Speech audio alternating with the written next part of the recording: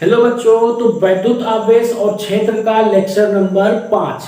इससे पहले वाले लेक्चर में हमने देखा था कि वैद्युत क्षेत्र क्या होती है, ठीक है। उसका फार्मूला भी हमने ड्राइव किया था, उस पर कुछ क्वेश्चन भी हमने देख लिए थे, ठीक है। तो उसी से रिलेटेड एक टॉपिक है और आज जो हमारा पढ़ेंगे वो है हमारा वैद्युत बल रेखाएं, ठीक है। तो पहले हम लगा देते हैं कि वैद्युत बल रेखाएं, वैद्युत बल रेखाएं। अच्छा, इन्हीं को ये भी बोला जाता है, इन्हीं को हम वैद्युत क्षेत्र रेखाएं भी बोलते हैं।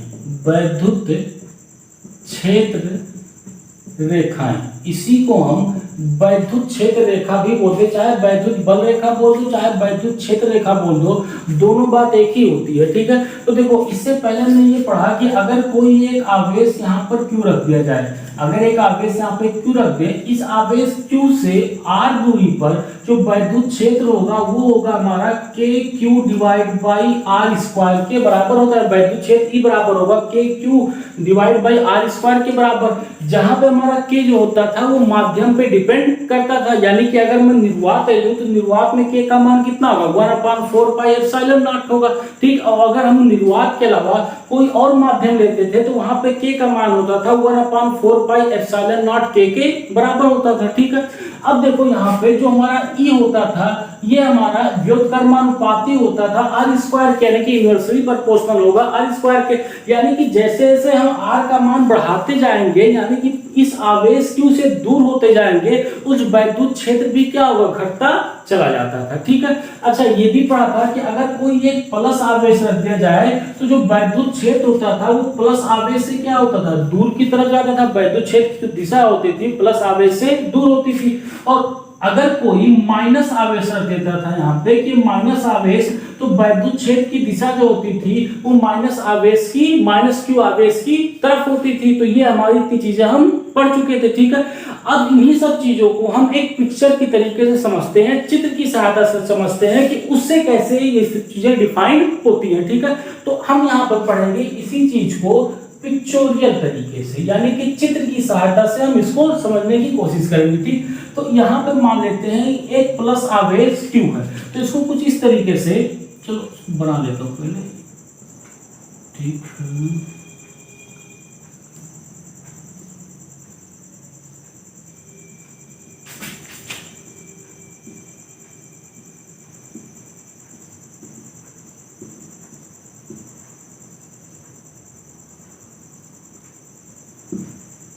ये रेखाएं हमारी कुछ इस तरीके से बनती थी, ठीक।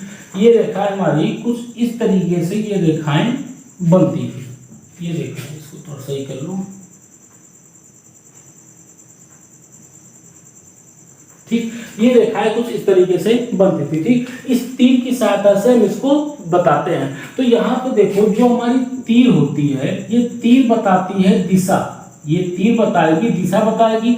और किसकी दिशा बताएगी, ये तीर जो होगा वो हमारा वैद्युत क्षेत्र की दिशा बताएगी। ये वैद्युत क्षेत्र की दिशा, ये तीर जो होगा वो वैद्युत क्षेत्र की दिशा बताएगा। यानी कि जिस तरफ तीर होगा उस तरफ हम क्या कर देंगे कि ये हमारा वैद्युत क्षेत्र की दिशा है। सिंपल सी कहानी थी, इसको हम तीर की सहायता से समझते थे। और जो तीर होता था ये दिशा बताता था, किसकी दिशा बताता था, वैद्युत क्षेत्र की दिशा बताता था। यानी कि जिस तरफ तीर होगा उस तरफ इसका क्या हो जाएगा, वैद्युत क्षेत्र की दिशा हो जाएगी, ठीक। अब यहाँ पे इसका मैग्नीट्यूड क्या होगा, परिमाण क्या होगा, तो परिमाण बताने के लिए हम ये करते थे कि तीर की लंबाई, जो तीर की लंबाई होगी वही क्या होगा, वैद्युत क्षेत्र का परिमाण, वैद्युत क्षेत्र का परिमाण, ठीक। जो तीर होगा, तीर की लंबाई होगी वही हमारी क्या कहलाएगी, वैद्युत क्षेत्र का परिमाण होगा। देखो यहाँ पे जो तीर बनाया है ये पहले बड़ा है, फिर उसके बाद देखो छोटा हो गया, फिर उसके बाद उससे छोटा हो गया।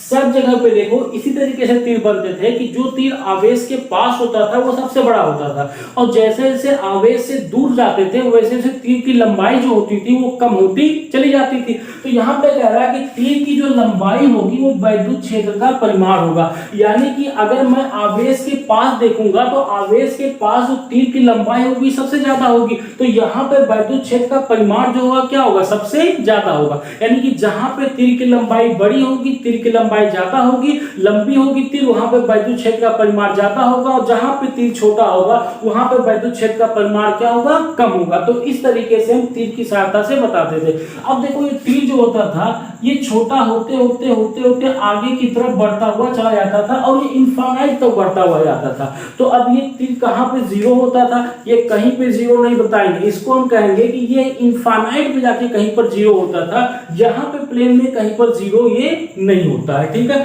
तो इस तरीके से हम इसको वैद्युत क्षेत्र को डिफाइन करते थे और उसकी दिशा और उसके परिमाण के बारे में बताते थे। ठीक है, नोट कर लीजिए इतना। ठीक, तो अब देखो जैसे जैसे समय बढ़ता गया उसके बाद इसमें भी कुछ मॉडिफाइड हुए। ठीक है, नोट कर लिया इसको। चलिए, इसके बाद इसमें भी कुछ मॉडिफाइड हुए। हर चीज की अब मॉडिफाई होती है, कुछ चीजें आती हैं, कुछ समय बाद वो चेंज होता है उसमें थोड़ा बहुत, तो इसमें भी उसी तरीके से कुछ चेंजेस हुए। तो इसमें चेंज कैसे हुए, देखो ये प्लस क्यू आवेश ले लिया, इसमें कुछ ज्यादा चेंज नहीं किया, बस इतना था किया कि जो सारे तीर थे इन सारे तीरों को क्या कर दिया, मिला दिया। इन सारे तीरों को अलग अलग ना करके सबको क्या कर दिया, मिला दिया यहाँ से। अब ये प्लस है तो वैद्युत क्षेत्र की दिशा क्या होगी, बाहर की तरफ होगी, प्लस आवेश से क्या होती है, दूर होती है। तो इस तरीके से इन्होंने क्या किया, सारे तीर जितने थे उन सारे तीरों को क्या कर दिया, मिला दिया। अब यहां से ये हुआ कि इसकी दिशा क्या होगी, तो जो तीर की दिशा होगी, जो तीर की दिशा होगी वही हमारी क्या हो जाएगी, तीर की दिशा जो होगी वही वैद्युत क्षेत्र की दिशा होगी। जो तीर की दिशा होगी वही वैद्युत क्षेत्र की दिशा होगी। अब यहां से देखो दिशा तो हमारी आसानी से मिल गई कि जिस तरफ तीर जा रहा है उसी तरफ हम क्या कर देंगे, तो वही हमारी वैद्युत क्षेत्र की क्या हो जाएगी, दिशा हो जाएगी। तो पिछले से इसमें तो वैद्युत क्षेत्र की दिशा निकालने में कोई दिक्कत हुई नहीं, लेकिन यहाँ पे ये बचता था कि अब ये बताओ इसका परिमाण क्या होगा, यानी कि मैग्नीट्यूड क्या होगा। पिछले केस में हमने देखा कि जैसे जैसे तीर की लंबाई छोटी होती जाती थी हम ये कहते जाते थे कि उसका परिमाण क्या होता है, कम होता चला जा रहा है, कि तीर जहां बड़ा होगा वहां उसका परिमाण क्या होगा, ज्यादा होगा। अब यहाँ पे देखो ये सारे तीरों को तो क्या कर दिया, आपस में मिला दिया है। तो अब हम कैसे बताएंगे कि इसका परिमाण कितना होगा, तो इसका परिमाण बताने के लिए क्या कि क्षेत्र का जो परिमाण होगा यहां से, अगर हम यहां से निकालें कि क्षेत्र का परिमाण जो होगा ये होगा हमारा रेखाओं का घनत्व, रेखाओं का घनत्व, यानी कि जहां पे रेखाओं का घनत्व क्या होगा, अधिक होगा, वहां पे इसका परिमाण क्या हो जाएगा, ज्यादा हो जाएगा। और जहां पे रेखाओं का घनत्व कम होगा वहां पे इसका परिमाण क्या हो जाएगा, कम हो जाएगा। अब जैसे यहाँ पे देखो तो यहाँ पे इस रेखा का घनत्व क्या होगा, ज्यादा होगा, क्योंकि यहाँ पर देखो तो यहाँ पर सारी रेखाएं जो है, या वैद्युत क्षेत्र रेखाएं बोलो या वैद्युत बल रेखाएं बोलो, दोनों बात एक ही है। तो ये वैद्युत बल रेखाएं जो है ये सारी क्या है, पास पास है। अगर पास पास होंगी तो इसका घनत्व क्या होगा, ज्यादा होगा। और जब घनत्व ज्यादा होगा तो इसमें इसका जो क्षेत्र का परिमाण होगा वो क्षेत्र का परिमाण भी क्या हो जाएगा, ज्यादा हो जाएगा। और अगर यहाँ पर देखो तो यहाँ पर देखो सारी रेखाएं क्या है, दूर दूर है। अगर रेखाएं दूर दूर हैं तो इसका घनत्व क्या होगा, कम होगा। और जब घनत्व कम होगा तो इसका परिमाण भी क्या हो जाएगा, कम हो जाएगा। तो उस चीज को जब सारे तीरों को मिलाकर एक रेखा बना दिया गया तो उसको इस तरीके से दिखाया कि उसका जो परिमाण होगा वो इस तरीके से डिफाइन होगा कि जहां पर घनत्व अधिक होगा वहां पर परिमाण भी अधिक होगा, और जहां पे घनत्व कम होगा वहां पे परिमाण भी क्या होगा, कम होगा। ठीक है, अच्छा, इन्हीं रेखाओं को, चूंकि ये रेखाएं जो हैं वो प्लस आवेश से दूर की तरफ जा रही हैं, तो इसको हम बोल देते हैं कि ये जो है ये हमारा रेडियली आउटवर्ड है। ये पिछले वाले लेक्चर में भी आया था कि रेडियली आउटवर्ड होते हैं, यानी कि त्रिज्यता बहुमुखी होती है। ठीक है, इसी तरीके से अगर मैं यहाँ पे माइनस आवेश ले लेता हूं तो माइनस आवेश लेने पर तो कोई फर्क पड़ेगा नहीं, बस केवल और केवल इसकी दिशा पे चेंज हो जाएगा कि इसकी जो दिशा पहले बाहर की तरफ थी अब वही दिशा किधर हो जाएगी, अंदर की तरफ हो जाएगी। इस तरीके से ये हमारी दिशा हो जाएगी। और ये चीज हम पढ़ भी चुके हैं कि जो हमारी प्लस आवेश होता है, यानी कि धनात्मक आवेश से वैद्युत क्षेत्र हमेशा दूर जाता है, और ऋणात्मक आवेश से वैद्युत तरफ क्या होता है, वैद्युत क्षेत्र जो होता है ऋणात्मक आवेश की तरफ आता है। तो इस तरीके से बन जाएगा। और इसको हम क्या बोल देते हैं कि ये जो है ये हमारा रेडियली इनवर्ड है। ये जो है ये हमारा क्या है, रेडियली इनवर्ड रेखाएं हैं। ठीक है, तो इस तरीके से हम वैद्युत क्षेत्र को डिफाइन या वैद्युत बल रेखाओं को डिफाइन कर देते हैं। ठीक है, नोट कर लीजिए, हो गया। अभी नहीं हुआ, अभी तो शुरुआत हुआ है ये, ठीक है। चलिए इतना नोट कर लीजिए, अभी तो इसकी परिभाषा बाकी है, ठीक है। नोट कर लिया इतना, ये नोट कर लिया, ठीक है। चलो देखते हैं कि इसकी परिभाषा क्या है। परिभाषा लिखेंगे कि वैद्युत बल रेखाएं, वैद्युत बल रेखाएं काल्पनिक रेखाएं हैं। वैद्युत बल रेखाएं काल्पनिक रेखाएं हैं। सबसे पहली चीज तो ये हो गई कि वैद्युत बल रेखाएं काल्पनिक रेखाएं हैं, ऐसा वास्तव में होता नहीं है, ठीक है। उसके बाद वैद्युत, इसका आगे लिख दो कि वैद्युत बल रेखाएं, तथा ये लिख लो वैद्युत बल रेखाएं काल्पनिक होती हैं तथा ये रेखाएं, ये रेखाएं मतलब वैद्युत बल रेखाएं, तथा ये रेखाएं वैद्युत क्षेत्र में खींची गई, वैद्युत क्षेत्र में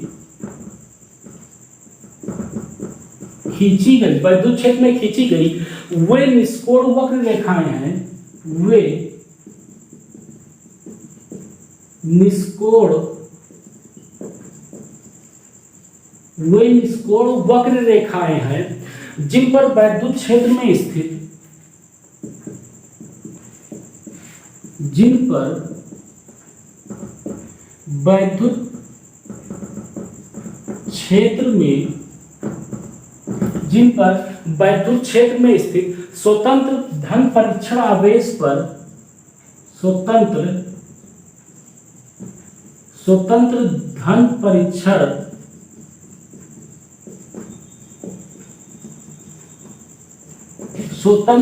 परीक्षण आवेश गति करते हैं, धन परीक्षण आवेश गति करते हैं, करता, ठीक। अब देखो इसी चीज को परिभाषा से क्या कह रहा है कि वैद्युत बल रेखाएं काल्पनिक रेखाएं होती हैं। तो देखो ये कोई ऐसा नहीं है कि यहाँ पर मैंने एक आवेश रख दिया तो इसके चारों तरफ क्षेत्र उत्पन्न हो जाएगा। लो इस तरफ अगर धन आवेश है क्षेत्र इधर जाता हुआ दिखेगा, ऋण आवेश है तो क्षेत्र आता हुआ दिखेगा, वैद्युत बल रेखाएं आती हुई दिखेगी। तो ऐसा कुछ होता नहीं, सब सारी काल्पनिक चीजें हैं, ये मनगढ़ंत कहानियां चल रही है बस ऐसे ही, ठीक है।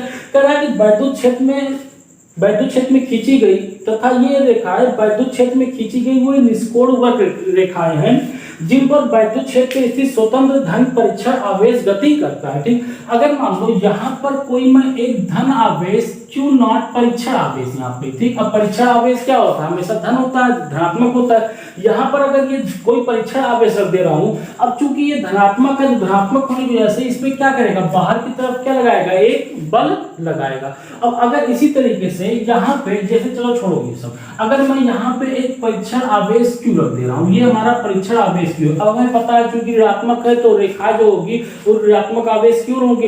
अब हम यहाँ पे ऐसे सोचते हैं क्योंकि ये जो होगा, ये परीक्षण आवेश जो होता है ये हमेशा कैसा होता है, धन आवेश और ये ऋण आवेश है, और जब धन और ऋण आवेश मिलेंगे तो ये इसको क्या करेगा, अपनी ओर अट्रैक्ट करेगा। यानी कि ये रेखा जो होगी इसकी तरफ क्या हो जाएगी, ये आवेश जो होगा, परीक्षण आवेश जो होगा इसकी तरफ क्या हो जाएगा, अट्रैक्ट हो जाएगा। इस तरीके से हम बता देते हैं कि जो हमारा धन आवेश होता है वो परीक्षण आवेश को हमेशा क्या करता है, दूर ढकेलता है, और जो ऋण आवेश होता है परीक्षण आवेश को क्या करता है, अपनी ओर खींचता है। तो वही कह रहा है कि जिससे वैद्युत क्षेत्र में स्थित स्वतंत्र धन परीक्षण आवेश गति करता है, चाहे वो आवेश की ओर आएगा या आवेश से दूर जाएगा, ठीक। अच्छा देखो यहाँ पे अगर हमसे ये बोल दिया जाए कि जैसे कह रहा है कि बताओ कि जहां पर हमारा वैद्युत क्षेत्र किधर होगा, जैसे यहीं पर बोल दे कि बताओ यहाँ पर वैद्युत क्षेत्र किधर होगा, इस तरफ होगा वैद्युत क्षेत्र, इस तरफ होगा वैद्युत क्षेत्र। तो हम क्या करेंगे, अब मान लो कोई एक आवेश रखा है, वो आवेश इस पर्दे के पीछे रखा हुआ है, ठीक। तो अब हम क्या पर्दे को खोल कर देखेंगे कि आवेश धन है कि ऋण है, ये काम नहीं करेंगे।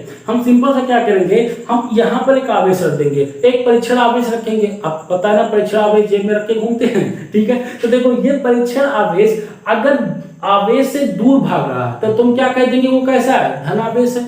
अगर ये आप परीक्षण आवेश जो है यहाँ से क्या कर रहा है, दूर भाग रहा है, तो हम कह देंगे कि ये कैसा धन आवेश है। और अगर यही परीक्षण आवेश इस आवेश की ओर भाग रहा है तो हम क्या कह देंगे, ये कैसा है, ऋण आवेश है। तो इस तरीके से हम आवेश को आसानी से बता ले जाते हैं, ठीक है। चलो नोट कर लो इतना, फिर इसके बाद देखते हैं इसकी गुण क्या है, इसकी प्रॉपर्टी क्या है। तो सबसे पहली प्रॉपर्टी तो यहीं से मिल जाएगी कि प्रत्येक जो बल या वैद्युत बल रेखाएं होती हैं वो धनात्मक से निकलती हैं और ऋणात्मक पे क्या होती है, खत्म होती है, ठीक है। इतना नोट कर लो पहले। हो गया। चलिए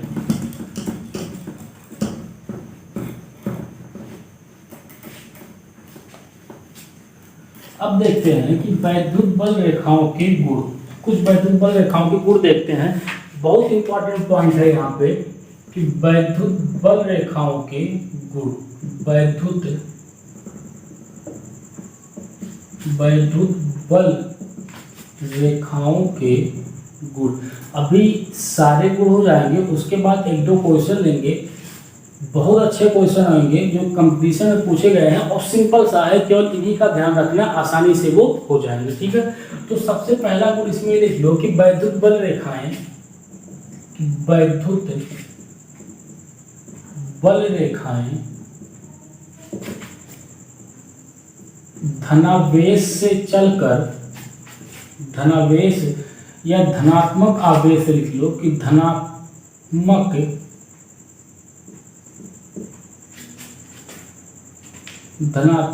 आवेश से चलकर ऋणात्मक आवेश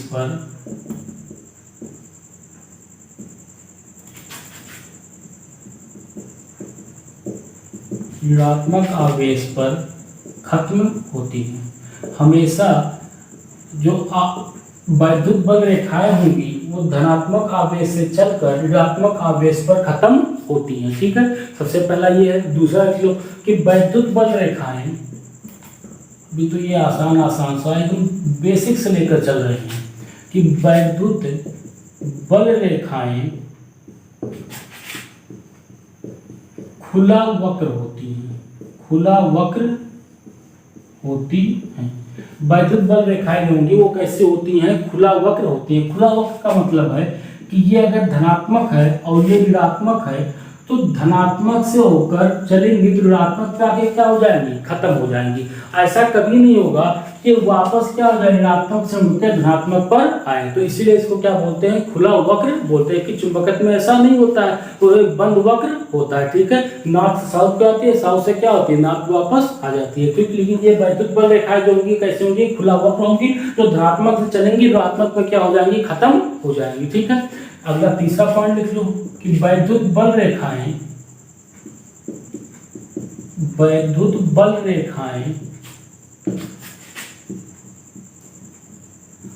अनंत पर खत्म होती है। वैद्युत बल रेखाएं अनंत पर खत्म होती है, यानी कि वैद्युत बल रेखाएं जो होंगी वो अनंत पर खत्म होती है। ये ऐसे लिखो कि वैद्युत बल रेखाएं निर्वात में खत्म नहीं होती है। ऐसे लिखो वैद्युत बल रेखाएं निर्वात में खत्म नहीं होती हैं। जैसे अगर मान लो यहाँ पे एक प्लस आवेश क्यों ले लिया, तो वैद्युत बल रेखाएं इस तरीके से अनंत तक बढ़ती हुई जाएंगी। ये कहीं पर अनंत पे जाके खत्म होंगी। निर्वात की बात करें तो निर्वात में ये वैद्युत बल रेखाएं जो होती है वो खत्म नहीं होती है। ठीक है, नोट कर लो, नोट कर लिया। अगला चौथा पॉइंट देखते हैं। चौथा ये कह रहा है कि वैद्युत बल रेखाएं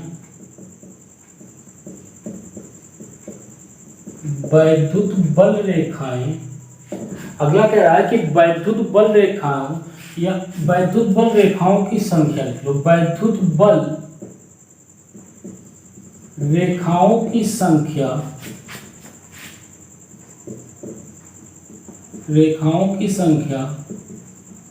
व्यक्तिगत होती है,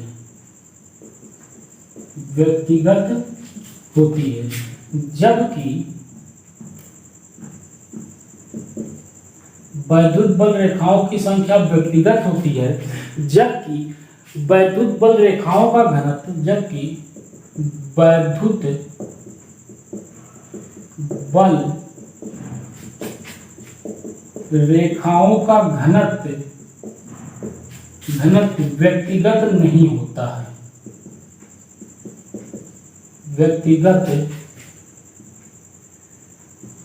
व्यक्तिगत नहीं होता। वैद्युत बल रेखाओं का घनत्व जो होगा वो हमारा व्यक्तिगत नहीं होगा। जैसे अगर मान लो कि एक प्लस क्यू आवेश यहाँ पर है और एक दूसरा प्लस आवेश क्यू यहाँ पर है, ठीक है। तो यहाँ पर कोई एक किसी के पास एक प्लस क्यू आवेश है, ठीक। अब कह रहा है कि वैद्युत बल रेखाओं की संख्या व्यक्तिगत होती है। व्यक्तिगत का मतलब है कि भिन्न भिन्न, या लिख लो कि अलग अलग, यानी कि सबकी जो वैद्युत बल रेखाओं की संख्या होगी वो अलग अलग होगी। जैसे अगर एक प्लस आवेश ले लिया, एक दूसरा भी प्लस आवेश ले लिया, ठीक है, प्लस क्यू आवेश लिया, और यहाँ पर मान लो कोई पहला आदमी है, इसने क्या किया, यहाँ पे पहले आदमी ने यहाँ पे दो वैद्युत बल रेखाएं खींची, एक वैद्युत बल रेखा ये खींची, दूसरा वैद्युत बल रेखाएं ये खींची, दो ही वैद्युत बल रेखाएं खींची, या मान लो कि चार वैद्युत बल रेखाएं खींची। यहाँ पे वैद्युत बल रेखाएं कितनी खींची, चार खींची, और दूसरा कोई आदमी है वो वैद्युत बल रेखाएं जो है वो 8 खींच ले। चलो भाई इसका दिल क्या है, बड़ा है, ये बड़े दिल वाला आदमी है, तो इसने कहा कि वैद्युत बल रेखाओं की संख्या व्यक्तिगत नहीं होती, सबकी अलग अलग हो सकती है। कोई हो सकता है 4 खींच ले, और कोई हो सकता है इसी में वैद्युत बल रेखाओं की संख्या कितनी खींच ले, 8 खींच ले। थोड़ा कंफ्यूज आदमी लगते हैं, 4 ही खींचा, बड़ा दिल वाला था इसने 8 खींच लिया। तो सबकी वैद्युत बल रेखाएं अलग अलग हो सकती हैं सेम आवेश के लिए, लेकिन उसी आवेश के लिए वैद्युत बल रेखाओं का घनत्व जो होगा वो व्यक्तिगत नहीं होगा, यानी कि सबका अलग अलग नहीं होगा, सबका कैसा होगा, समान होगा। यानी कि जितना यहाँ पे वैद्युत बल रेखाओं का घनत्व होगा उतना ही वैद्युत बल रेखाओं का घनत्व क्या होगा, यहाँ पर भी होगा, ठीक है। तो ये लिखा कि वैद्युत बल रेखाओं की संख्या व्यक्तिगत होती है, जबकि वैद्युत बल रेखाओं का घनत्व व्यक्तिगत नहीं होता है। सबके लिए क्या होता है, अलग अलग नहीं होगा, सबके लिए समान होगा, और रेखाओं की संख्या सबके लिए क्या होती है, अलग अलग हो सकती है, ठीक है। नोट कर लो, नोट कर लिया। चलिए कौन सा पॉइंट था ये, शायद तीर लगा दिया था, पॉइंट लगा लो, पॉइंट नंबर 4 था। पॉइंट नंबर 5 देखो, पॉइंट नंबर 5 कह रहा है कि वैद्युत आवेश के लिए वैद्युत आवेश, वैद्युत कह रहा है, पॉइंट नंबर 5 है कि वैद्युत आवेश के लिए वैद्युत बल रेखाओं की संख्या, वैद्युत बल रेखाओं की संख्या, वैद्युत बल रेखाओं की संख्या आवेश के परिमाण के, आवेश के परिमाण के अनुक्रमानुपाती होता है। आवेश के परिमाण के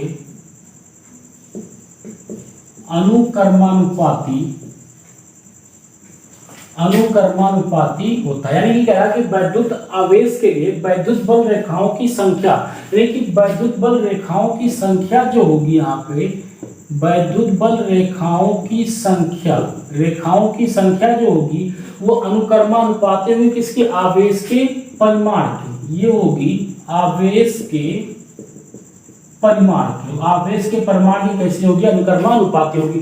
यानी कि किसी भी आवेश का जितना ही ज्यादा परिमाण होगा उसके वैद्युत बल रेखाओं की संख्या भी क्या होगी, उतनी ही ज्यादा अधिक होगी। क्योंकि यही इसमें कह रहा है कि वैद्युत आवेश के लिए वैद्युत बल रेखाओं की संख्या आवेश के परिमाण के अनुक्रमानुपाती होता है। यानी कि किसी का आवेश जितने ही ज्यादा होगा उसका वैद्युत बल रेखाओं की संख्या भी क्या होगी, उतनी ही ज्यादा होगी, ठीक है।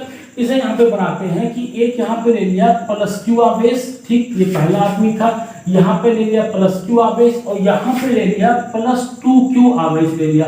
अगर प्लस क्यू आवेश के लिए, अगर प्लस क्यू आवेश के लिए दो वैद्युत बल रेखाएं बनाता है, प्लस क्यू आवेश के लिए दो रेखाएं बनाता है, तो देखो जब आवेश का परिमाण बढ़ेगा तो रेखाओं की संख्या भी क्या होगी, बढ़ेगी। तो इसे मजबूरी में क्या करना पड़ेगा, मजबूरी में इसको 4 बनाना ही पड़ेगा। इसको जो वैद्युत बल रेखाओं की संख्या बनानी पड़ेगी, कितनी बनानी पड़ेगी, 4 बनानी ही पड़ेगी, क्योंकि यहाँ पे ये कितना लिया है, 2 लिया है। अगर आवेश का परिमाण बढ़ रहा है तो वैद्युत बल रेखाओं की संख्या भी क्या होगी, बढ़ेगी।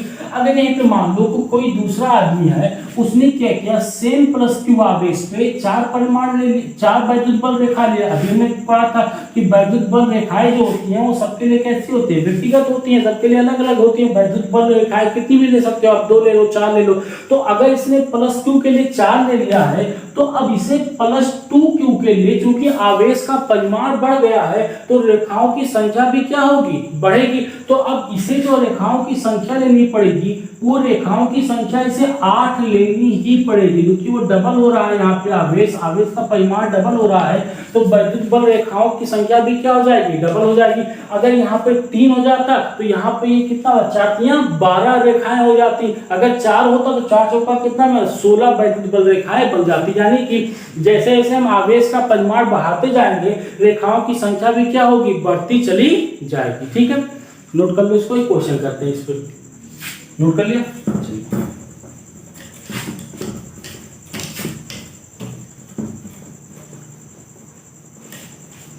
देखो एक क्वेश्चन कह रहा है कि यहाँ पे मान लो आवेश Q1 है और यहाँ पे एक आवेश Q2 है। इनको एक लाइन के द्वारा हमने क्या कर दिया, ज्वाइन कर दिया। ठीक, एक आवेश यहाँ से निकला इस तरीके से यहाँ पे चला गया, प्लस से निकला यहाँ पे चला गया Q1 से, दूसरा भी यहाँ से Q1 से निकला और यहाँ पे चला गया, ठीक Q2 पे आ गया। यहाँ से भी एक निकला यहाँ पे गया और दूसरा भी यहाँ से निकला यहाँ पे चला गया। ठीक, और यहाँ से 2 रेखाएं और निकली, यहाँ से चलो यहाँ से 2 इधर से निकाल दो और 2 रेखाएं क्या करो इधर से निकाल दो। ठीक है, ये रेखाएं इधर से निकल रही हैं। एक काम करो, चलो एक और ले लो, चाहे रहने दीजिए, चलो इतना ही छोटा सा क्वेश्चन हो जाएगा। अब कह रहा है कि Q1/Q2 का अनुपात ज्ञात कीजिए।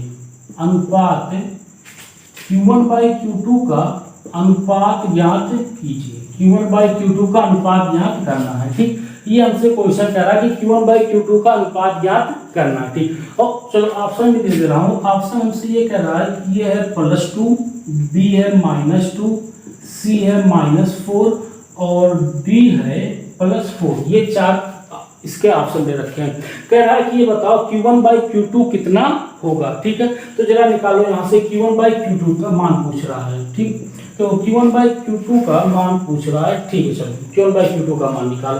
तो देखो यहाँ पर देखो Q1 पे देखो कितने वैद्युत बल रेखाएं, Q1 से कितनी वैद्युत बल रेखाएं निकली, Q1/Q2। Q1 से कितनी वैद्युत बल रेखाएं निकलनी है, 2, 2, 4, 2, 6 और 2, 8। तो ऊपर कितना हो जाएगा, 8 हो जाएगा। ठीक, नीचे कितनी वैद्युत बल रेखाएं निकल रही हैं, इस पे Q2 से यहाँ 2, 2, 4, यहाँ पे कितना हो जाएगा, 4 हो जाएगा। तो कट के कितना जाएगा, 2 आ जाएगा। यानी Q1/Q2 जो हो जाएगा वो हमारा कितना आ जाएगा, 2 के बराबर आ जाएगा।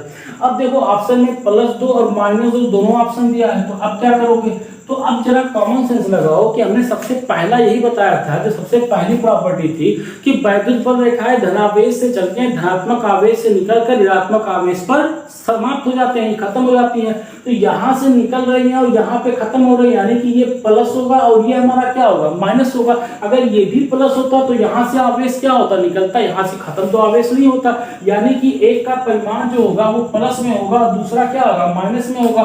तो जब एक प्लस और माइनस आएगा तो यहाँ पे क्या जाएगा, माइनस, और आंसर हो जाएगा -2 के बराबर हो जाएगा। ठीक, इसका जो आंसर हो जाएगा कितना हो जाएगा, -2 के बराबर आ जाएगा। ठीक, चलो नोट कर लो, इतना हो गया, इतना ठीक है। चलिए अगला देखते हैं, अगला कौन सा नंबर है, पता नहीं कौन सा नंबर है, जो भी नंबर है डाल लो अपना।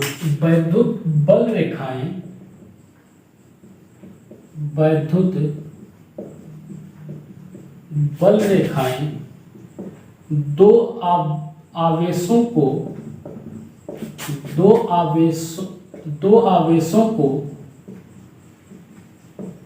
मिलाने वाली, दो वैद्युत बल रेखाएं दो आवेशों को मिलाने वाली रेखा के सममित होता है। सममित यानी कि सिमेट्रिक, सममित होता है। ठीक है, कह रहा है कि दो वैद्युत बल रेखाएं दो आवेशों को मिलाने वाली रेखा के सममित होता है। ठीक, इसको एक क्वेश्चन के साथ समझते हैं कि मान लेते हैं कि यहाँ पे एक आवेश दिया है Q1, यहाँ पर एक आवेश दिया है Q2। ठीक, इन दोनों को मिलाने वाली रेखा हो गई है। ठीक, यहाँ पर एक हम वैद्युत बल बना दे रहे हैं कि ये वैद्युत बल जो है कुछ इस तरीके से जा रही है, ठीक। ये वैद्युत बल ऐसे कर लो कि ये वैद्युत बल कुछ इस तरीके से जा रही है, ठीक है। यहाँ से निकल रही है और यहाँ पे क्या हो रही है, खत्म हो रही है। तो क्वेश्चन ये कह रहा है कि किसका परिमाण, कह रहा कि किसका परिमाण अधिक होगा, कह रहा कि किसका परिमाण अधिक होगा, ठीक। इसके 4 ऑप्शन दे रखे हैं कि पहला ऑप्शन कह रहा है कि Q1 या Q1 ग्रेटर देन Q2, यही कर लो Q1 ग्रेटर देन Q2। दूसरा ऑप्शन कह रहा है कि Q2 ग्रेटर देन Q1। तीसरा ऑप्शन कह रहा है कि Q1 बराबर होगा Q2 के। और चौथा ऑप्शन हमसे कह रहा है, चौथा ऑप्शन कह रहा है कि इनमें से कोई, चौथा ऑप्शन ले लो कि इनमें से कोई नहीं, ठीक है, इनमें से कोई नहीं, ठीक। चलो इसको देखते हैं। तो इसमें क्या कह रहा है कि वैद्युत बल रेखाएं दो आवेशों को मिलाने वाली रेखा के सममित होता है। कोई भी वैद्युत बल रेखा होगी, दोनों आवेशों को मिलाने वाली जो रेखा होगी उसके सिमेट्रिक होगी, यानी कि जो वैद्युत बल रेखा ऊपर बन रहा है सेम उसी प्रकार से वैद्युत बल रेखा जो होगा, एक वैद्युत बल रेखा कहाँ बनेगा, नीचे भी बनेगा, क्योंकि ये कैसा होता है, सिमेट्रिक होता है, ठीक। अब देखो ये अगर इस एंगल को मान लेते हैं अल्फा और इस एंगल को मान लेते हैं बीटा, तो यहां से अल्फा जो होगा वो हमारा ग्रेटर देन हो जाएगा किसके, बीटा के हो जाएगा, यानी कि अल्फा जो होगा वो बड़ा हो जाएगा किससे, बीटा से बड़ा हो जाएगा। अब यहाँ पे देखो अगर अल्फा बड़ा है बीटा से, तो हम ये कह सकते हैं कि अल्फा से वैद्युत बल की संख्या जो होगी, या वैद्युत बल रेखाओं की संख्या, वैद्युत बल रेखाओं की संख्या, वैद्युत बल रेखाओं की संख्या कम होगी, यानी कि जिसका एंगल बड़ा होगा उससे वैद्युत बल रेखाओं की संख्या क्या होगी, कम होगी। अगर वैद्युत बल रेखाओं की संख्या कम होगी तो हम ये कह सकते हैं कि उसका आवेश भी जो होगा वो कैसा होगा, कम होगा, ठीक है। अच्छा चलो इसको समझते हैं फिर से। यहाँ पे मान लो कि एक आवेश हमने Q ले लिया, ठीक, और दूसरा आवेश सेम आवेश यहाँ पे मान लो ये Q1 है और दूसरा आवेश यहाँ पर Q2 है, ठीक। यहाँ पे कह रहा है कि इस पे जो एंगल बन रहा है वो एंगल कैसा है, बड़ा है। अगर एंगल बड़ा होगा तो वैद्युत बल रेखाओं की संख्या क्या होगी, कम होगी। जैसे देखो अगर मान लो कि वैद्युत बल रेखाओं की संख्या 3 है यहाँ पे, यानी कि इनके बीच का जो एंगल बन रहा है वो 120 डिग्री बन रहा है, ये इस तरीके से 120 डिग्री का एंगल बना रहा है। अब जो ये आवेश है, ये आवेश इससे छोटा एंगल बना रहा है। अगर इससे छोटा एंगल बनाएगा तो चलो मान लेते हैं कि 60 डिग्री का एंगल बनाता है, ठीक है, 60 डिग्री का एंगल ये बनाएगा यहाँ से 60 डिग्री, यहाँ से ले लो ये बनाएगा 60 डिग्री, यहाँ से ले लो ये भी बनाएगा 60 डिग्री, ये भी हो जाएगा 60, यहाँ से ले लो ये भी बनाएगा 60 डिग्री, एक रेखा यहाँ से ले लो ये भी बनाएगा कितना 60 डिग्री, कितने हो गए 1 2 3 4 5 और एक ये हो जाएगा मान लो हमारे 60 डिग्री। अब सारी सिमेट्रिक होंगी, ठीक है, सिमेट्रिक बनाना है यहाँ पे, ठीक। अब देखो यहाँ पे जब एंगल बड़ा है तो वैद्युत बल रेखाओं की संख्या क्या है, कम है, और जब एंगल छोटा है तो वैद्युत बल रेखाओं की संख्या क्या है, ज्यादा है। तो जाहिर सी बात है कि जहां पे वैद्युत बल रेखाओं की संख्या कम होगी उसका आवेश भी क्या होगा, कम होगा, क्योंकि भी इससे पहले मैंने पढ़ा था कि वैद्युत बल रेखाओं की संख्या, वैद्युत बल रेखाओं की संख्या आवेश के परिमाण के अनुक्रमानुपाती होता है, यानी कि वैद्युत बल रेखा आप या ऐसे समझ लो कि आवेश जितने ज्यादा होगा वैद्युत बल रेखाएं क्या होंगी, उतनी ज्यादा होंगी, यानी कि वैद्युत बल रेखाएं ज्यादा है तो आवेश भी ज्यादा है, इसका उल्टा समझो। अगर वैद्युत बल रेखाएं कम है तो आवेश भी क्या होगा, कम होगा। तो देखो एंगल बड़ा है तो वैद्युत बल रेखाएं क्या होंगी, कम होंगी, और एंगल छोटा है तो वैद्युत बल रेखाएं क्या होंगी, अधिक हो जाएंगी। तो Q1 का मान क्या हो जाएगा, छोटा हो जाएगा। तो यहाँ पे हमारा ऑप्शन सही हो जाएगा तो Q2 ग्रेटर देन क्या हो जाएगा, Q1 हो जाएगा, क्योंकि इसमें है तो कह रहा है कि किसका परिमाण अधिक होगा, तो Q2 का परिमाण अधिक होगा Q1 के मुकाबले, ठीक है। चलिए नोट कर लीजिए, बस इसमें इतना सा सोचना है कि एंगल बड़ा है तो वैद्युत बल रेखाएं क्या निकलेंगी, कम निकलेंगी, एंगल छोटा है तो वैद्युत बल रेखाएं क्या अधिक निकलेंगी, और जब वैद्युत बल रेखाएं कम निकलेंगी तो वहां से वैद्युत बल रेखाओं की संख्या कम होगी तो आवेश भी क्या होगा, कम होगा, ठीक है। चलिए नोट कर लीजिए, नोट कर लिया। चलिए अगला देखते हैं।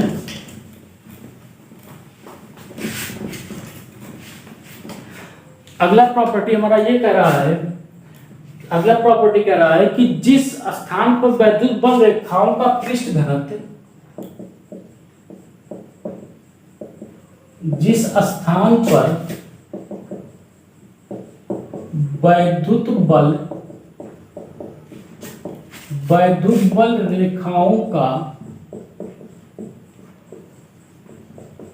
पृष्ठ घनत्व, वैद्युत बल रेखाओं का पृष्ठ घनत्व। पृष्ठ घनत्व का मतलब समझ में है कि वैद्युत बल रेखाओं की संख्या क्या होगी, अधिक होगी। पृष्ठ घनत्व का मतलब क्या, वैद्युत बल रेखाओं की संख्या। तो लिख लो पृष्ठ घनत्व का मतलब हुआ कि वैद्युत बल रेखाओं की संख्या, वैद्युत बल रेखाओं की संख्या। पृष्ठ घनत्व का मतलब जहां पे वैद्युत बल रेखाएं अधिक होंगी वहां पे पृष्ठ घनत्व क्या होगा, अधिक होगा, और जहां पे वैद्युत बल रेखाओं की संख्या कम होगी वहां पे पृष्ठ क्या होगा, कम होगा। तो इसमें क्या है कि जिस स्थान पर वैद्युत बल रेखाओं का पृष्ठ घनत्व अधिक होगा,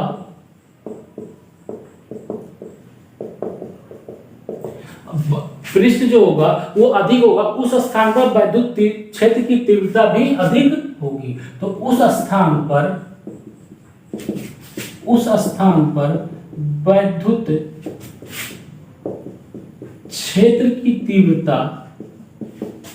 वैद्युत क्षेत्र की तीव्रता, अधिक होगी। तो उस स्थान पर वैद्युत क्षेत्र की तीव्रता क्या होगी, अधिक होगी। कि जिस स्थान पर वैद्युत बल रेखाओं का पृष्ठ घनत्व अधिक होगा उस स्थान पर वैद्युत क्षेत्र की तीव्रता क्या होगी, अधिक होगी। एक सिंपल सा क्वेश्चन लेते हैं।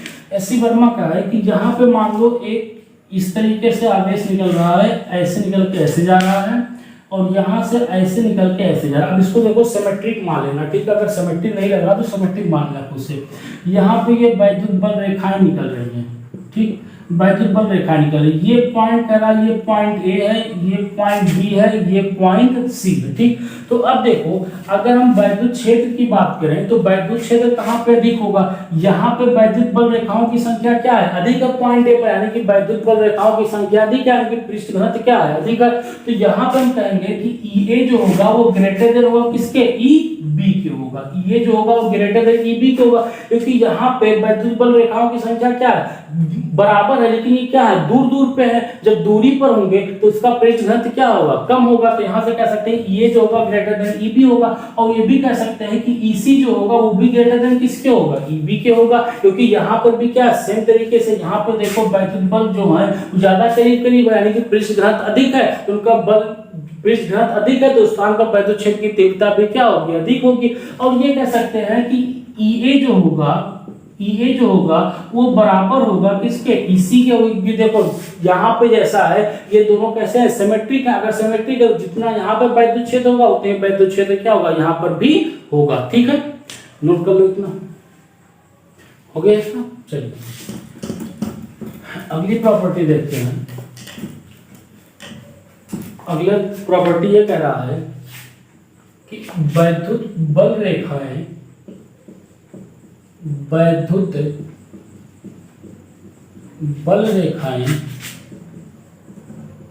किसी चालक के पृष्ठ से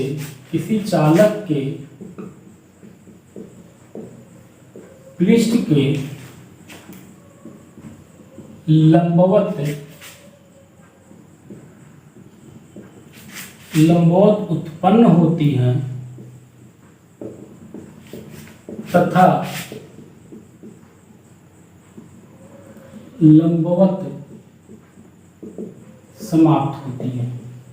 तथा लंबवत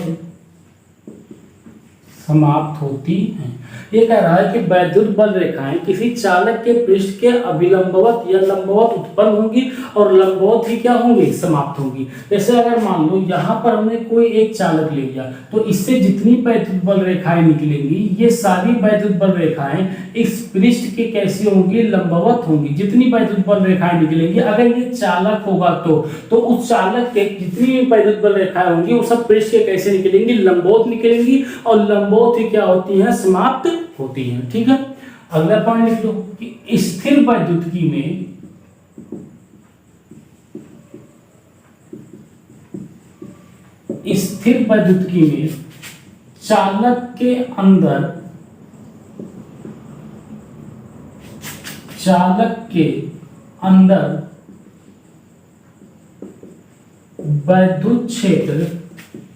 चालक के अंदर वैद्युत क्षेत्र हमेशा शून्य होता है। अगर स्थिर वैद्युतिकी की बात करें तो स्थिर वैद्युतिकी में कोई भी अगर चालक है, ये मान लो कोई एक चालक है, तो इस चालक के अंदर जो वैद्युत क्षेत्र होगा वो हमेशा वैद्युत क्षेत्र कितना होगा, 0 होगा। चालक के अंदर कोई भी वैद्युत क्षेत्र नहीं होता है। ठीक है, अगला पॉइंट लिख लो कि आवेश, अगला पॉइंट लिख लो कि आवेश के पृष्ठ पर, आवेश के पृष्ठ पर वैद्युत क्षेत्र, आवेश के पृष्ठ पर वैद्युत क्षेत्र लंबवत होती है। आवेश के पृष्ठ पर वैद्युत क्षेत्र लंबवत होती है।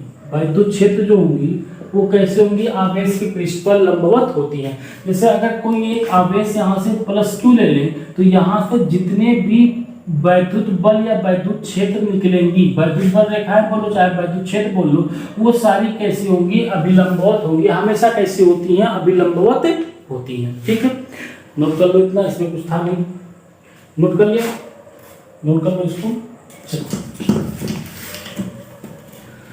अगली प्रॉपर्टी देखते हैं।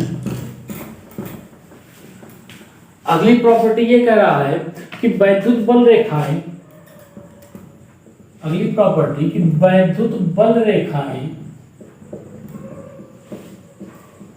वैद्युत बल रेखाएं, वैद्युत बल रेखाएं किसी बिंदु पर खींची गई स्पर्श रेखा, वैद्युत बल रेखाएं किसी बिंदु पर खींची गई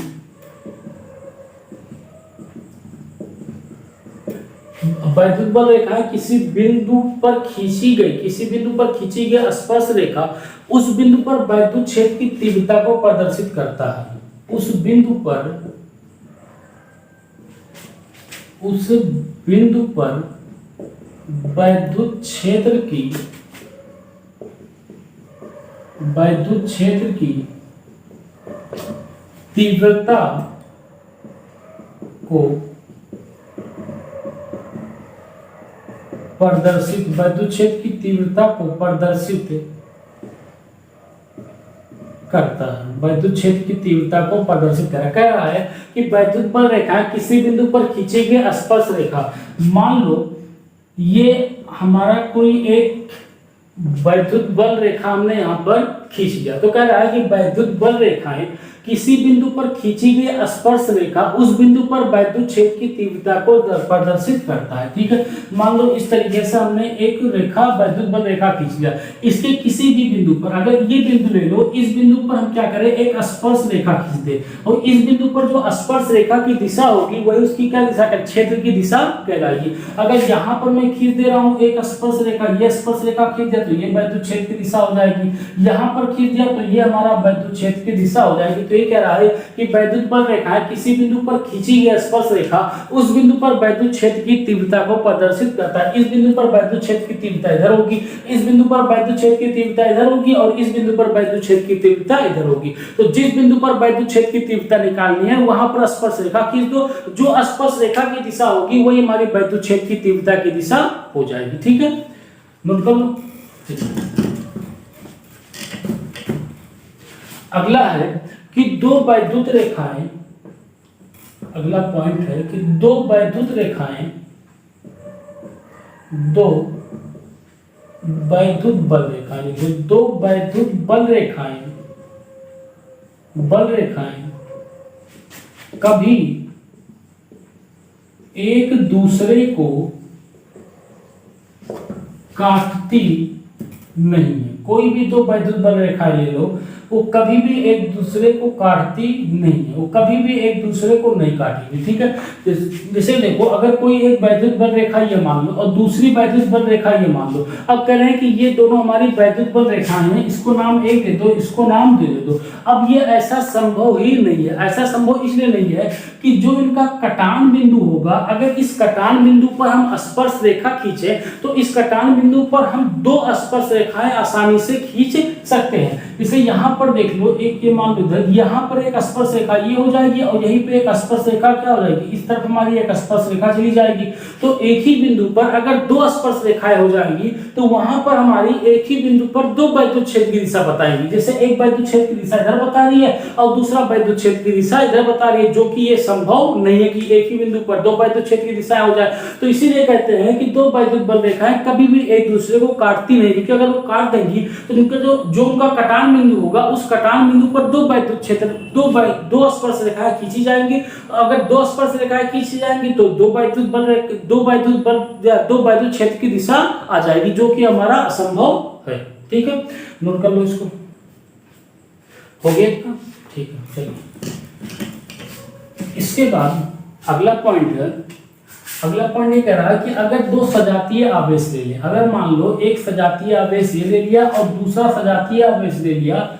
ये सजातीय आवेश का मतलब या तो दोनों धन ले लो या तो दोनों क्या ले लो, ऋण ले लो, और दो सजातीय आवेश है और दोनों बराबर हैं, तो इनमें वैद्युत क्षेत्र कैसे बनेगा। ठीक है, या वैद्युत बल रेखाएं कैसे एक दूसरे से निकलेगी। जैसे देखो यहाँ पे आगे हमारा वैद्युत एक रेखा इधर से जा रही है, एक रेखा इधर से जा रही है, एक इधर से और एक रेखा इधर से जा रही है। ठीक, यहाँ से भी इसी तरीके से निकाल दो, एक इधर से जा रही है, एक इधर से जा रही है, एक यहाँ से और एक यहाँ से जा रही है। ठीक, अब देखो अगर हम इन दोनों को आगे बढ़ाएं तो आगे बढ़ाने पर वो दोनों एक दूसरे को क्या कर देंगी, काट देंगी। ठीक, इसी तरीके से अगर मैं इसको नीचे वाली रेखा को आगे बढ़ाऊं और इसको भी आगे बढ़ाऊं तो ये दोनों एक दूसरे को क्या कर देंगे, कट कर देंगे। तो ये कट ना करते हुए कुछ इस तरीके से ये दोनों रेखाएं कुछ इस तरीके से क्या होंगी, मुड़ जाएंगी। ये वैद्युत रेखा भी मुड़ जाएगी और ये रेखा भी क्या होगी, मुड़ जाएगी। इधर से ये वाली जो रेखा होगी, ये वैद्युत बल रेखा जो होगी ये भी मुड़ जाएगी और ये वैद्युत बल रेखा जो होगी ये भी क्या होगी, मुड़ जाएगी। इस तरीके से दोनों एक दूसरे को कभी प्रतिच्छेद नहीं करेंगी, ये दोनों इस तरीके से मुड़ जाएंगे। जो बाहर वाली रेखाएं हैं तो क्या होगी, बाहर की तरफ निकल जाएंगी। यहाँ से दो चार और निकाल दो, ये भी निकल जा रहा है, ये भी इधर से निकल जा रहा है, यहाँ से भी निकाल दो, ये भी आगे की तरफ बढ़ जा रहा है, ये भी आगे की तरफ बढ़ जा रहा है। जो इस तरफ मुड़ जा रहे हैं बस उन्हीं में दिक्कत है कि ये दोनों आपस में क्या करेंगे, कट करेंगे, कटान बिंदु आ जाएगा। अब कटान बिंदु आना नहीं चाहिए दो वैद्युत बल रेखाओं में। ठीक है, तो इसीलिए दोनों रेखाएं क्या होती हैं, बाहर की तरफ मुड़ जाती हैं। ठीक है, चलिए नोट कर लो, इसको बना लो, इसे बना लिया। चलिए अगला पॉइंट है, इसमें अगला पॉइंट लिखते हैं कि वैद्युत क्षेत्र या वैद्युत बल रेखाएं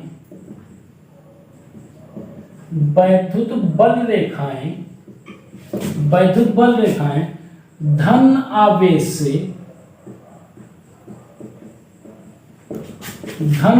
से दूर तथा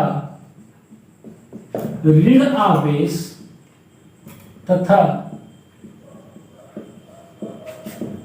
आवेश के करीब आती है। धन आवेश से दूर जाएंगी और जो ऋण आवेश होगा वो ऋण आवेश से क्या होंगी, ऋण आवेश के करीब, ऋण आवेश के करीब आएंगी। जैसे अगर यहाँ पे कोई एक धन आवेश रख दिया जाए तो वैद्युत बल रेखाएं अगर इस तरीके से आ रही हैं तो धन आवेश की से क्या होंगी, मुड़ जाएंगी, यहाँ से दूर हो जाएंगी। यहाँ से अगर कोई आ रही है तो इस तरीके से क्या हो जाएंगी, इससे धन आवेश से दूर हो जाएंगे। ठीक है, लेकिन अगर यहीं पे ऋण आवेश को रख दिया जाए तो कोई भी वैद्युत बल रेखा अगर आएगी तो इसकी तरफ क्या हो जाएगी, इस तरीके से मुड़ जाएगी। यहाँ से आएगी, ये भी क्या होगा, इस तरीके से मुड़ जाएगा। ऊपर नीचे का दोनों सिमेट्रिक होना चाहिए। अगर नहीं बन रहा तो उसको सिमेट्रिक आप लोग बना लो। ठीक है, सिमेट्रिक बना लो, सिमेट्रिक ही होगा यहाँ से। ठीक, अगर यहाँ से मान लो कोई आ रही है तो इस तरीके से मुड़ के निकल जाएगी। यानी कि कोई भी वैद्युत बल रेखा होगी अगर हम उसको ऋण आवेश के पास ले जाएंगे तो ऋण आवेश की तरफ वो मुड़ जाएगी और धन आवेश से क्या हो जाएगा, दूर हट जाएगा। ठीक है, चलिए नोट कर लीजिए, इसको नोट कर लिया। छोटे छोटे पॉइंट है ये। अगला पॉइंट देखो कि अगला पॉइंट ये कह रहा है कि एक समान वैद्युत क्षेत्र में, अगला पॉइंट है कि एक समान वैद्युत क्षेत्र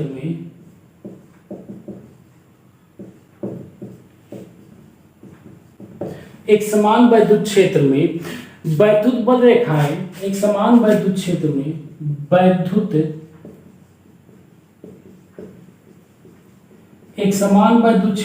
वैद्युत बल रेखाएं सीधा समान दूरी पर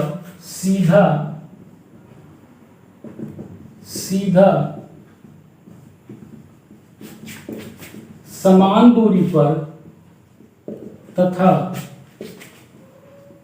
समांतर होती हैं। सीधा समान दूरी पर तथा समांतर होती है। कह रहा है एक समान वैद्युत क्षेत्र में, अगर एक समान वैद्युत क्षेत्र रख जाए तो वहां पे जो वैद्युत बल रेखाएं होंगी वो सीधी होंगी, एक समान होंगी और समांतर दूरी पर होंगी। अगर ये पॉइंट ए, पॉइंट बी और यहाँ पे पॉइंट सी ले लिया जाए तो ई ए जो होगा ये बराबर होगा ई बी के और ये बराबर होगा ई सी के। यानी कि वैद्युत बल रेखाएं जो होंगी, अगर एक समान वैद्युत क्षेत्र है तो वैद्युत बल रेखाएं सीधी होंगी, समान दूरी पर होंगी और वो दोनों कैसे होती है, समांतर होती हैं। इसी को हम क्या बोलते हैं, यूनिफॉर्म बोलते हैं। ठीक है, यूनिफॉर्म बोलेंगे। और अगर ये कुछ इस तरीके से होंगी, इस तरीके से अगर ये सारी दूरियां बराबर नहीं है तो इसको हम क्या कहेंगे, नॉन यूनिफॉर्म बोलते हैं। ठीक है, इसको नोट कर लो इतना। हो गया इतना। चलिए अब एक क्वेश्चन करते हैं। देखो क्वेश्चन इस तरीके से कह रहा है, कुछ चित्र बना हुआ है, इसमें चित्र बना है ऐसे, चित्र बना दे रहा हूँ। चित्र बना है, यहाँ पे एक Q1 रख दिया है, यहाँ पे एक Q2 रख दिया है। ठीक, एक इलेक्ट्रिक फील्ड यहाँ से निकाल दिया है वैद्युत क्षेत्र, यहाँ से कितना निकाला, 1 2 3, 1 2 3, 3 यहाँ से निकले हैं। ठीक, तो इसी तरीके से 3 जो हैं, 3 नीचे से निकले हैं, ये इस तरीके से। अब दोनों सिमेट्रिक रहेगा। ठीक है, एक यहाँ से निकला है, एक यहाँ से निकला है, 1 2 3, 1 2 3, यहाँ से 3 लाइन से निकली है और यहाँ से भी 3 लाइन निकला हुआ है, यहाँ से भी 3 लाइन निकला हुआ है। इसमें क्वेश्चन कह रहा है, अब क्वेश्चन नहीं लिखा है, पूरा बहुत बड़ा है क्वेश्चन। इसमें कह रहा है कि ये बताओ कि किसका मैग्नीट्यूड, किसका परिमाण ज़्यादा है, Q1 ग्रेटर देन है Q2 के, या दूसरा ऑप्शन कह रहा है कि Q2 जो है वो ग्रेटर देन है Q1 के। और एक क्वेश्चन और कह रहा है कि ये मान लो ये हमारा कितना, ये हमारा एक्स एक्सिस दिया। ठीक, तो कह रहा है कि कहाँ पे इलेक्ट्रिक फील्ड 0 होगा, कहाँ पे, किस तरफ इलेक्ट्रिक फील्ड 0 होगा। Q1 के साइड में इलेक्ट्रिक फील्ड यानी वैद्युत क्षेत्र 0 होगा कि Q2 के साइड में वैद्युत क्षेत्र 0 होगा। तो सी मान लो, मल्टीपल चॉइस क्वेश्चन है कि E = 0, यहाँ पे इसको ऐसे लिख लो कि E = 0 यहाँ पे होगा। सी ऑप्शन है कि E = 0 यहाँ पे होगा और बी ऑप्शन यहाँ पे मान लो कि E = 0 यहाँ पर। ठीक है, 4 ऑप्शन है, मल्टीपल है, दो ऑप्शन इसमें से सही है। पहला कह रहा है कि बताओ किसका परिमाण अधिक होगा। तो देखो यहाँ से Q1 से कितना वैद्युत लाइन यानी कितने वैद्युत बल रेखाएं निकल रही है। यहाँ से Q1 से देखो कि कितनी वैद्युत बल रेखाएं निकल रही हैं। तो Q1 से अगर देखोगे तो Q1 जो वैद्युत बल रेखा निकल रही है, Q1 से देखो ये 3 3 6, 3 9 3 12 और एक यहाँ पे 13, यानी कि Q1 से जो वैद्युत बल रेखाएं निकल रही हैं वो हमारी कितनी है, 13 है। और Q2 से निकालें, अगर Q2 से देखो कितनी वैद्युत बल रेखाएं निकल रही है, तो 3 3 6 और 2 8 1 9, यहाँ से वैद्युत बल कितनी निकल रही है, 9 निकल रही है। तो देखो यहाँ पे, अब यहाँ पे वो प्रॉपर्टी याद करो कि इससे पहले भी बताया था कि जहाँ पे या जिस आवेश से वैद्युत बल रेखाओं की संख्या अधिक होगी या जिस आवेश से वैद्युत बल अधिक निकलेंगे उसका आवेश भी क्या होगा, ज्यादा होगा, अधिक होगा। तो यहाँ से देखो वैद्युत बल 13 निकल रहा है, यहाँ से वैद्युत बल रेखाएं कितनी निकल रही है, 13 निकल रही है, यहाँ से वैद्युत बल रेखाएं 9 निकल रही है। तो इसका आवेश क्या हो जाएगा, ज्यादा हो जाएगा, यानी कि Q1 जो हो जाएगा वो ग्रेटर देन हो जाएगा किसके, Q2 के हो जाएगा, यानी कि इसका परिमाण क्या होगा, ज्यादा होगा Q1 का, Q2 का परिमाण क्या होगा, कम होगा। क्योंकि Q1 से वैद्युत बल जो निकल रहा है वो ज्यादा निकल रहा है, Q2 से जो वैद्युत बल निकल रहा है, वैद्युत बल रेखाएं निकल रही हैं और वैद्युत बल रेखाएं कम निकल रही है। ठीक है, अच्छा अब यहाँ पे आ जाओ, E1 इधर 0 होगा E, या फिर E इधर 0 होगा। ठीक, अब देखो एक हमने इससे पहले लेक्चर में क्वेश्चन कराया था कि जो अगर दो सजातीय आवेश हैं तो वैद्युत बल 0 या वैद्युत क्षेत्र 0 किधर होता है, जिधर हमारा आवेश कम होता है उसके तरफ वैद्युत क्षेत्र क्या होगा, 0 होगा। तो देखो आवेश कौन सा कम है, इधर आवेश कम है, इधर आवेश कम है, इधर आवेश ज्यादा, इधर आवेश कम है, तो इधर आवेश कम है तो इधर E क्या हो जाएगा, 0 हो जाएगा। यानी कि नियर द स्मॉल चार्ज के करीब क्या होता है, वैद्युत क्षेत्र 0 होता है। ठीक है, इतनी बात क्लियर है। तो आज का लेक्चर आसान सा लेक्चर था, कोई टफ लेक्चर तो था नहीं, सिंपल सा केवल आयंस के बारे में लिख रही थी। ठीक है, तो चलिए पढ़ाई करते रहिएगा। All the very best.